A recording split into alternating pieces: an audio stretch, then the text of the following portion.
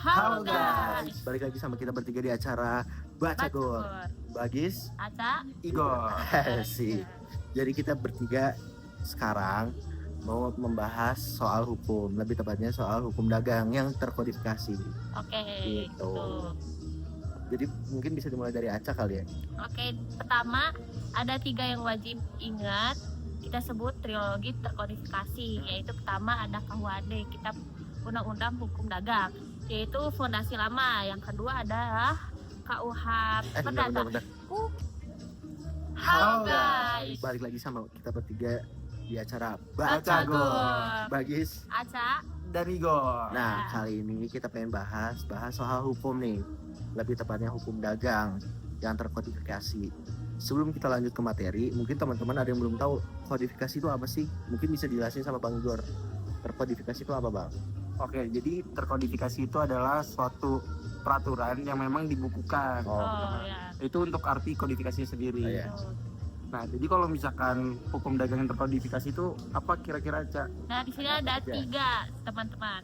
Yaitu pertama ada KUHD. KUHD itu Kitab Undang-Undang Hukum Dagang. Itu fondasi lama. Yang kedua adalah KUH Perdata. Itu Kitab Undang-Undang Hukum Perdata. Itu sebagai hukum umum yang mengatur prinsip kontrak dasar. Yang ketiga adalah Undang-Undang Khusus Sektoral. Jadi undang-undang modern pengganti pasal KUHD, contohnya Undang-Undang PT. Jadi terkodifikasi bukan cuma satu buku doang, tapi sistem yang saling terhubung antara kitab lama dan undang-undang baru. Undang baru ya. Ya betul. Jadi apa sih Gis pentingnya apa? Hukum dagang yang Iya, terkodifikasi. betul. Iya. Oke. Jadi di sini gue mau ngebahas tentang pentingnya hukum dagang yang terkodifikasi.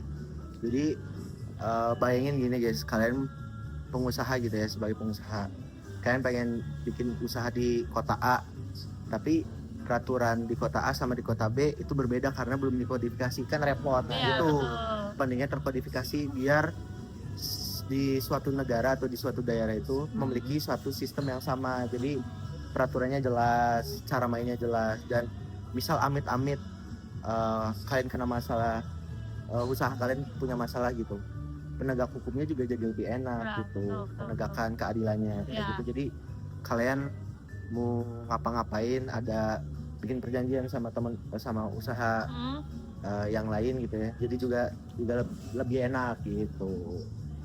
Nah, betul. di suatu suatu sistem kan pasti ada tantangannya lah, Iya. atau ada resikonya juga. Mungkin bisa dijelasin sama Bang Igor tantangan hukum dagang yang terkodifikasi Oke. itu apa aja, Bang? Oke, boleh. Jadi kalau misalkan tadi betul kan teman-teman udah menjelaskan tuh dari ada sumber hukum, Ya. terus penting atau enggak kan berarti di setiap sistem tadi kan kalau bagi bilang kan ada permasalahan. Nah, sebelum berbicara permasalahannya, yang paling utama tuh teman-teman tahu nggak sih kalau dasaran tadi Aca udah jelasin KUHD itu sendiri umurnya tuh di 170 tahun loh. Lama banget. Lama Iya, ya. dan itu belum diperbarui Dari zaman sampai Belanda sekarang. berarti, Bang? Dari zaman Belanda bahkan sampai Indonesia udah merdeka tuh masih pakai yang itu Sama. gitu loh. Iya, betul. Nah, dari situ aja kan udah ada masalah besar ya kan. Iya. Tinggal tantangan-tantangan lain yang muncul.